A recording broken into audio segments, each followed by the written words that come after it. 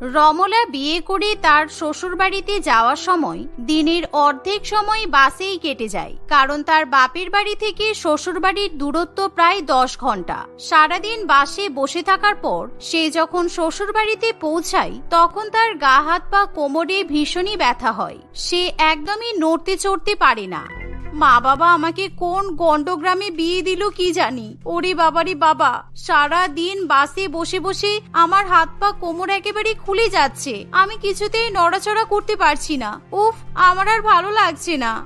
শ্বশুর বাড়িতে যাওয়ার পর নতুন বউকে নিয়ে বিভিন্ন রকমের অনুষ্ঠান পালন করা হয়, কিন্তু রমলার যেন কিছুই ভালো লাগে না, কারণ তার শুধু মনে হয় সে কখন বিছানায় গিয়ে ঘুমাতে পারবে।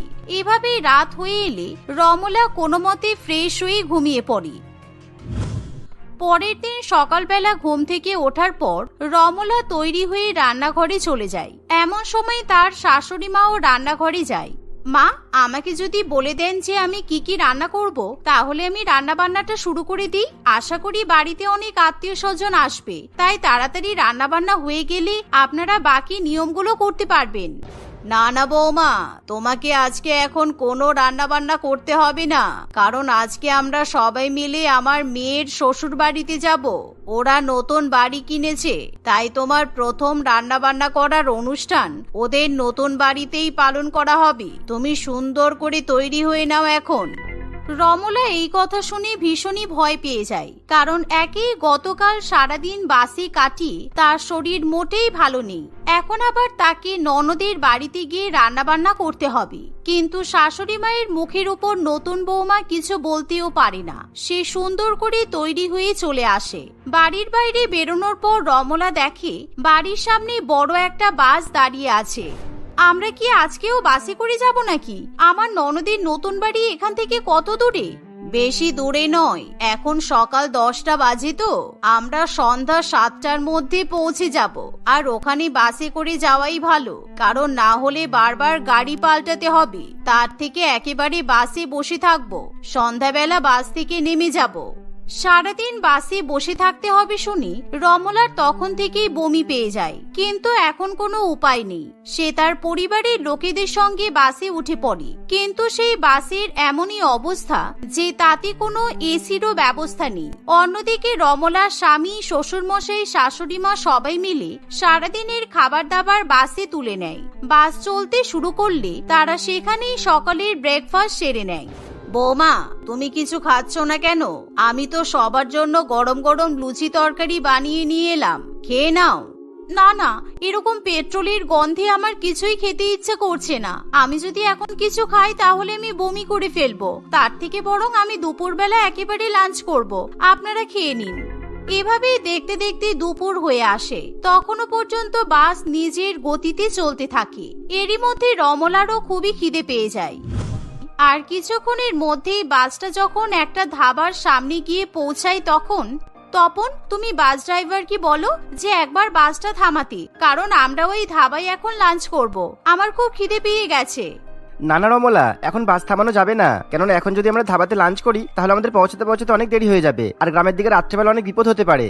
তপন কিছুতেই বাস থামাতে চায় না, যার ফলে রমলা এবার ভীষণই রেগে যায়, কারণ তার আবার টয়লেটে যাওয়ারও প্রয়োজন পড়ে। কিন্তু কিছুই করার থাকে না, সে চুপচাপ মন খারাপ করে বাসে বসে থাকে।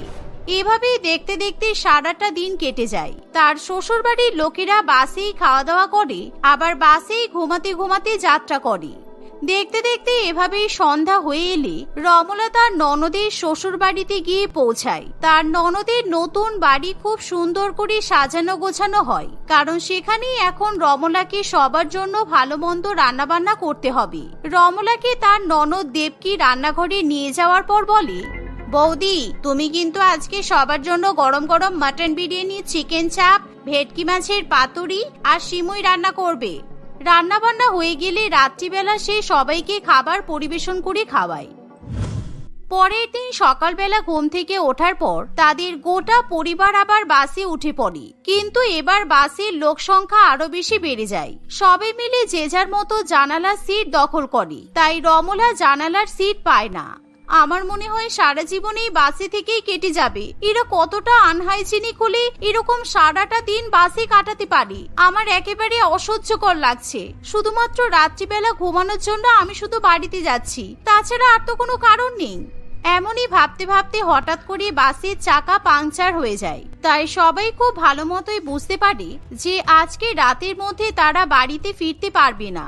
বাড়িতে ফিরতে পারবো না মানে? এখানে কি আশেপাশে কোনো মেকানিক নেই নাকি? আমার পক্ষে সারা রাত বসে থাকা সম্ভব নয়। তপন, তুমি যে কালকে সকালবেলা বলছিলে গ্রামের রাস্তা ভালো নয়, তাহলে এখন বাসে থাকবো কি করে? আরে বাবা, বোনের বাড়িতে যাওয়ার পর আমি বাসে একটা খুব ভালো লক লাগিয়ে নিয়েছি, তাই রাত্রেবেলা বাসে থাকলে কোনো অসুবিধা হবে না, বুঝেছো? এমন সময় বাসের সমস্ত মহিলারা বাস থেকে নেমে ভালো করে ফ্রেশ হয়ে নেয়। আর ফ্রেশ হওয়ার পর তারা আবার বাসে উঠে পড়লে তপন বাস বন্ধ করে দেয়। কিন্তু রাত্রিবেলা তাদের কাছে খাওয়ার মতো কোনো খাবার দাবার থাকে না। আর এই খাবার নেই তাতে কি হয়েছে? তোমরা একদম চিন্তা করো না, কারণ আমি যখন বাড়ি থেকে বেরিয়েছি তখন একটা ছোট বার্নার বাসের মধ্যে তুলে নিয়েছি, তাই আমরা এখন বাসেই রান্না বান্না করে খেতে পারবো। যাক বাবা, তাহলে আর তো কোনো চিন্তাই নেই। বৌমা, তুমি আর বসে থেকো না, সবার জন্য রান্না বান্না শুরু করে দাও, কারণ তাড়াতাড়ি খেয়ে নিয়ে ঘুমিয়ে পড়তে হবে তো। কালকে সকালবেলা বাস ঠিক হওয়ার পর বাড়ি ফিরবো। আমি এখন এই বাসে বসে বসে রান্না করব? হ্যাঁ, এতে অবাক হওয়ার তো কিছু নেই। চাল ডাল আটা সবকিছুই তো মজুত আছে, তাই তুমি রাতের মতো রান্নাটা সেরে নাও, আমাদের কিন্তু খিদে পেয়েছে। শাশুড়ি মায়ের কথা শুনে নতুন বৌমার কিছু করার থাকে না। সে বাসের মধ্যে বসেই সবার জন্য গরম গরম রুটি ডাল ভাত বানাতে শুরু করে। তার রান্না বান্না হয়ে গেলে সবাই বাসের মধ্যে বসেই খাবার খেয়ে নেয়। খাওয়া দাওয়া হয়ে গেলে যে যার মতো আলো নিভিয়ে শুয়ে পড়ে। কিন্তু রমলার কিছুতেই বাসে ঘুম আসতে চায় না। সারা রাত মশার কামড় খেয়ে এবং কুকুরের ঘেউ ঘেউ ডাক শুনে সে জেগে বসে থাকে। দেখতে দেখতে এভাবেই সকাল হয়ে আসে। সকালবেলা বাস ঠিক করার পর তারা বাড়িতে ফিরে যায়। আপনাদের কি ব্যাপার বলুন তো? এই বাসটা কি সারা জীবন আমাদের বাড়ির সামনে দাঁড়িয়ে থাকবে? কারণ আমাদের তো বাসে ট্রাভেল করা হয়ে গেল, এখন এই বাসটাকে যেতে বলুন। না না, এই বাসটা কোথাও যাবে না, কারণ আমরা তো এই বাসটা কিনে নিয়েছি। আসলে আমাদের গ্রামে যাতায়াত করার জন্য বাস ছাড়া অন্য কিছুর ব্যবস্থা নেই তো, আর আমাদের আত্মীয় স্বজনদের বাড়িও অনেক দূরে দূরে। সেই কারণে আমাদের যাতায়াতের সুবিধার জন্য আমরা বাস কিনে বাড়ির সামনে রেখে দিয়েছি। শাশুড়ি মায়ের কথা শুনে রমলা ভীষণই অবাক হয়। এভাবে দেখতে দেখতে আরো কিছুদিন কাটে, কিন্তু প্রত্যেক দিন রমলাকে কোনো না কোনো কারণে যেন বাসে উঠতে হয়, আর সারাটা দিন বাসেই সময় কাটাতে হয়। কারণ কখনো তার শ্বশুরবাড়ির লোকেরা পিকনিক করতে যায়, আবার কখনো বা সবাই মিলে আত্মীয়র বাড়িতে বেড়াতে যায়। এভাবেই প্রত্যেক দিন রমলা বাসেই দিন কাটায়। এ কি, তোমরা আজকে আবার জিনিসপত্র বাসের মধ্যে তুলছো কেন? কোথায় যাবে? আরে মা বলছিল কলকাতায় শপিং করতে যাবে, তাই বাসের মধ্যে সমস্ত জিনিসপত্র তুলছি, কারণ আজকে আমাদের সারাদিন বাসেই থাকতে হবে। কিছুক্ষণের মধ্যেই সবাই মিলে বাসে উঠে পড়ে। বাসের মধ্যে রমলাকে সেদিনও ব্রেকফাস্ট রান্না করতে হয়। দুপুরে রান্না বান্না, সন্ধ্যাবেলা জলখাবার সবই বাসের মধ্যেই সম্পন্ন হয়।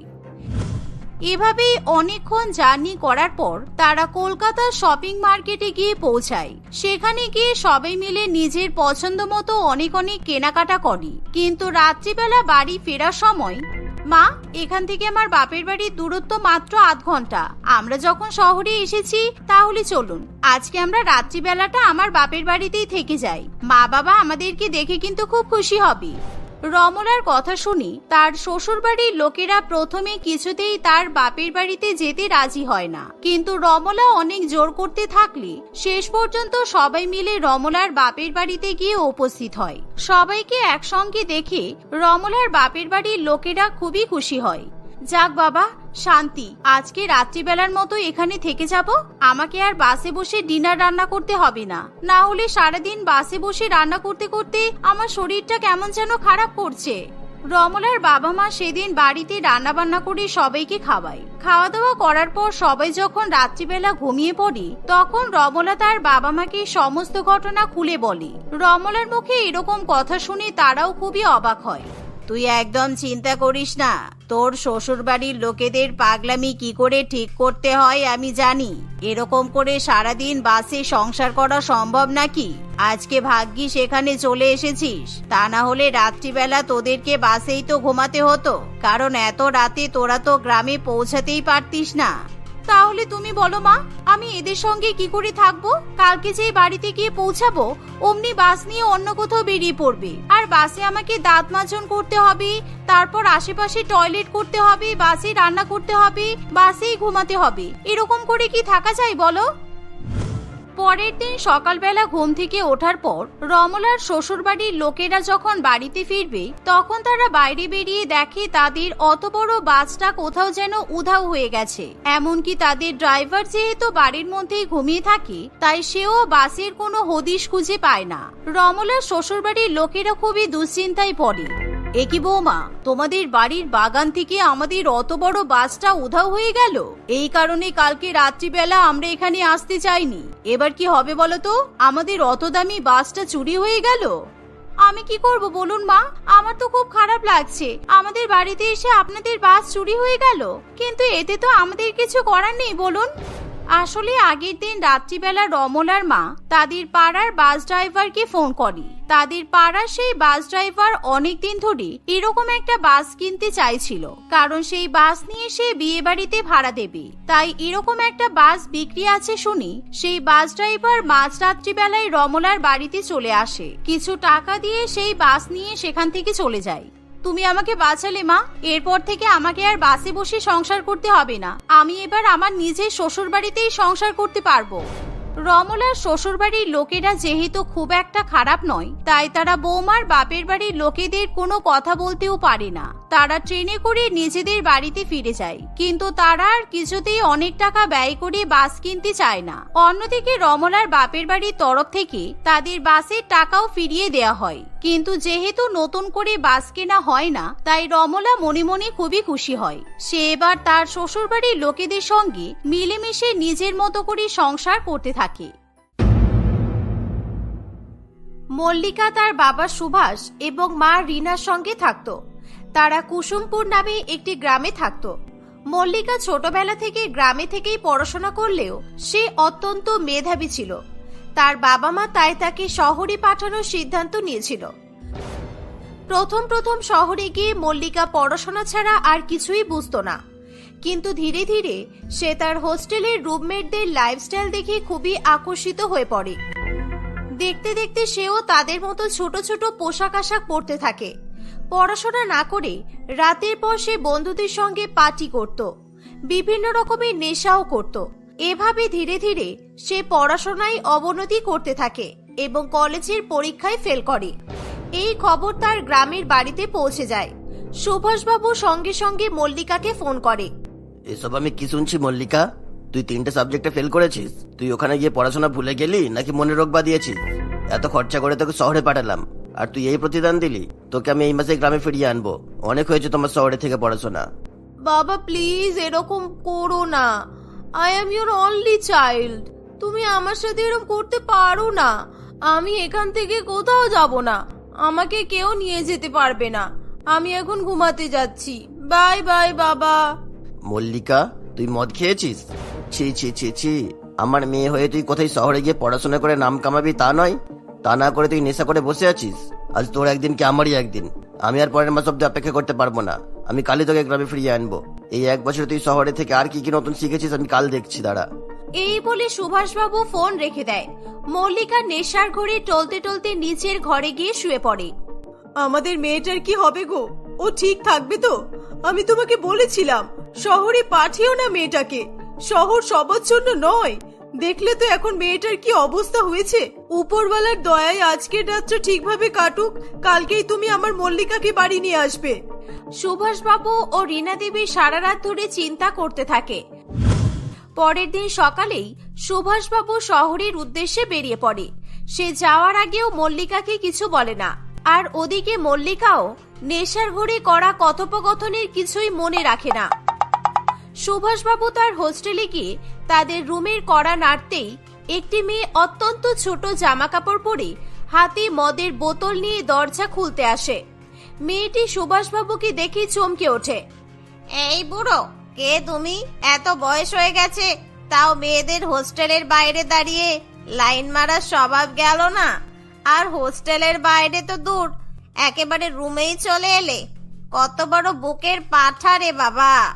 সেই সময় একটি মদের বোতল হাতে নিয়ে ওরকমই ছোট জামা কাপড় পরে মল্লিকাও সেখানে আসে। মল্লিকাকে দেখে সুভাষবাবু রাগে আগুন হয়ে যায়। সে নিজের মেয়েকেই চিনতে পারে না। ছি ছি ছি, তুই এভাবে থাকিস? এরা তোর বন্ধু? এই তোর পোশাক আশাক? এসব অসভ্যতা শিখতে আমি তোকে শহরে পাঠিয়েছিলাম, আর এত সকাল সকাল মদ নিয়ে বসে যাস তোরা? এর থেকে তো আমাদের পাড়ার বিল্টু মাতাল অনেক ভালো। সেও সারাদিন নিজের কাজ করে, রাতের বেলা মদ খায়। আর নয়, সব গুছিয়ে নে, আমরা এক্ষুনি ফিরে যাব। এই অস্বস্তিকর পরিবেশে আর এক মুহূর্ত থাকবো না আমি। মল্লিকা অনেক জোর করা সত্ত্বেও সুভাষবাবু তার কোনো কথা শোনে না, তাকে গ্রামে নিয়ে চলে আসে। মল্লিকা গ্রামে এসেও শহরের মতোই আচরণ করতে থাকে। সে ছোট ছোট জামা পরে মাঠে ঘাটে ঘুরে বেড়ায়। এমনই একদিন সে খুবই ছোট একটি প্যান্ট এবং ক্রপ টপ পরে গ্রামে ঘুরতে বেরিয়ে পড়ে। তাকে দেখে গ্রামের লোকজন, পাড়া প্রতিবেশী সকলেই অবাক হয়ে যায়। তারা সকলেই তাকে খুব খারাপ নজরে দেখে। পাড়ার বেশ কয়েকজন খারাপ ছেলে তার পিছু নেয়। তাকে হঠাৎই রাস্তায় আটকে বলে, কি গো মল্লিকা সুন্দরী, 1 বছর শহরে গিয়েই তো পুরো মল্লিকা শেরাওয়াত হয়ে গেছো। তোমাকে দেখে তো আমাদের ইমরান হাসমি হতে ইচ্ছা করছে। আমাদের সাথে ঘুরতে যাবে? খুব মজা হবে, আমরা তোমার খুব খেয়াল রাখবো। চুপ কর গাইয়া লম্ফট ছেলে, এভাবে কেউ কাউকে কমপ্লিমেন্ট করে? কিছুই শিখতে পারিসনি দেখছি। আমার মতো একজনের প্রশংসা করতে হলে স্মার্ট হতে হবে। তোরা পারবি না, যা তো, আমাকে বিরক্ত করিস না। বিরক্ত?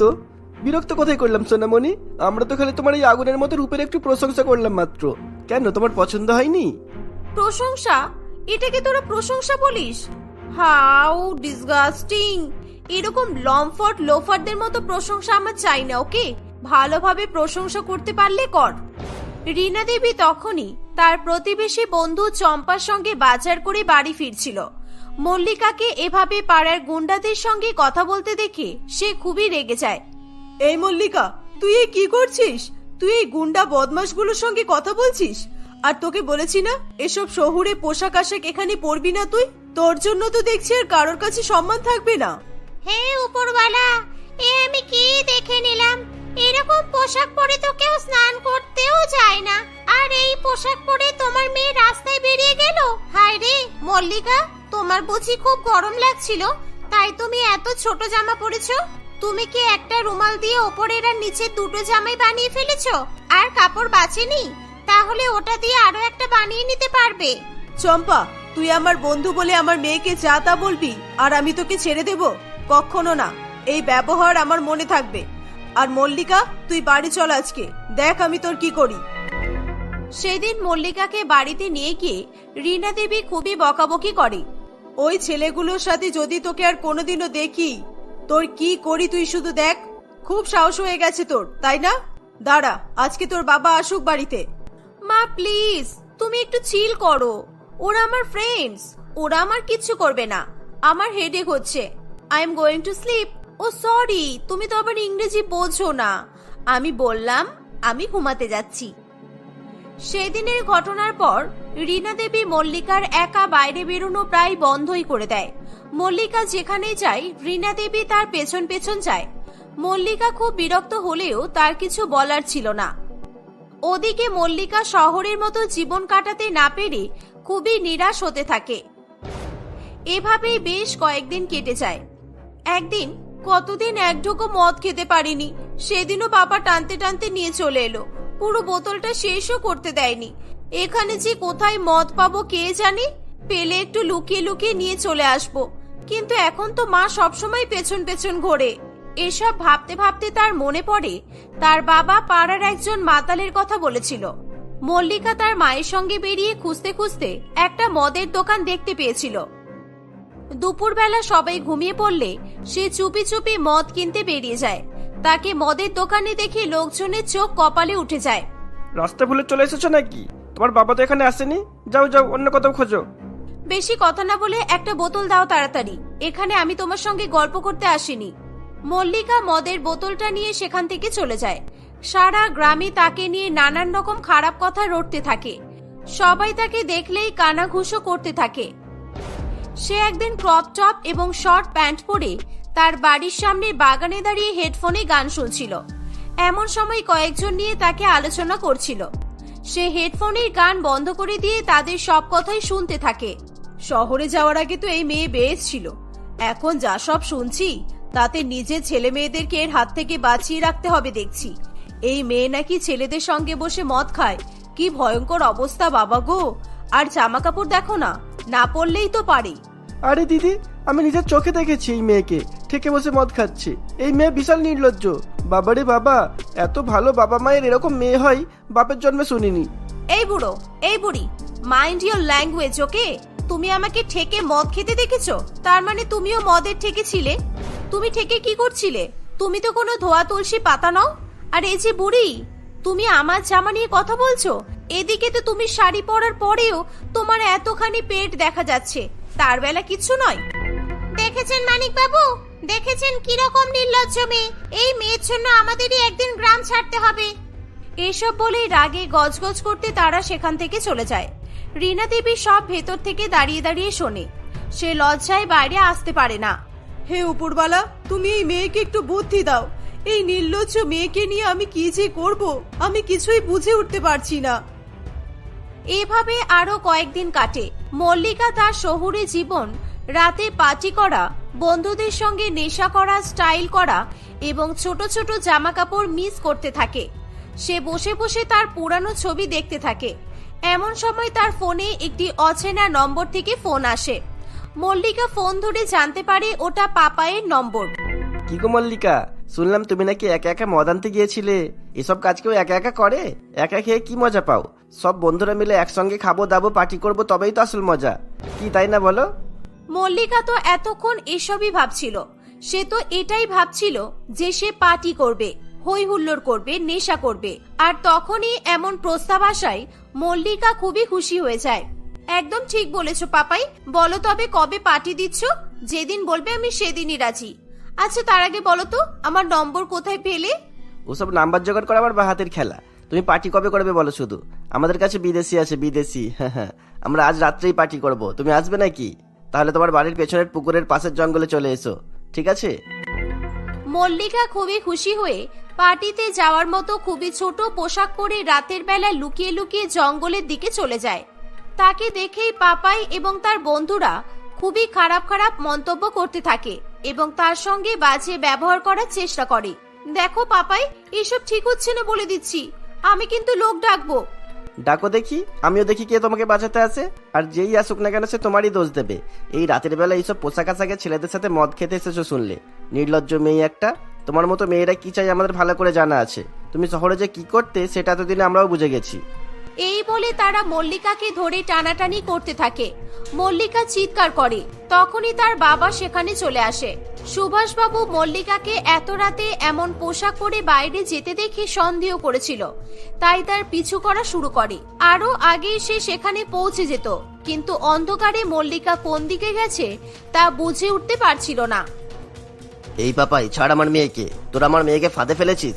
তোদেরকে যদি আমি পুলিশে না দিই তাহলে তোরা আমার নামে কুকুর পুষিস। কুকুর পরে পোষাবে কাকু, আগে এই নির্লজ্জ মেয়েকে একটু ভদ্রতা শেখাও, ভদ্রতা, বুঝেছো? একে পোষ বানাও। অসভ্য মেয়ে একটা, আমাদের সাথে মদ খাবে বলে এসেছিল। এসব শুনে সুভাষবাবু পাপাইকে একটা চড় মারে। সুভাষবাবু আগেই পুলিশকে ফোন করে দিয়েছিল। কিছুক্ষণে পুলিশ সেখানে চলে আসে। আই এম সরি বাবা, I am really very sorry. আমি মডার্ন হতে গিয়ে নিজেকে এত বড় বিপদে ফেলে দেব আমি কখনো বুঝতে পারিনি। আমি আর কোনোদিনও এমন কাজ করব না, যাতে তোমার আর মায়ের অপমান হয়। মল্লিকা নিজের ভুল বুঝতে পারে। সে নিজের চোখে জল ধরে রাখতে পারে না। সে আর কখনোই তার বাবা মায়ের অবাধ্য হয় না। সে তার সমস্ত অভ্যাস ছেড়ে পুনরায় তার গ্রামের ভালো মেয়ে হয়ে ওঠে। তার পোশাক আশাকেরও পরিবর্তন হয়। সে আবার পড়াশোনায় মন দেয় এবং কয়েক বছরের মধ্যেই খুবই ভালোভাবে সমস্ত পরীক্ষা পাশ করে তাদের গ্রামে একটি উচ্চপদস্থ সরকারি কর্মচারী হয়ে ওঠে।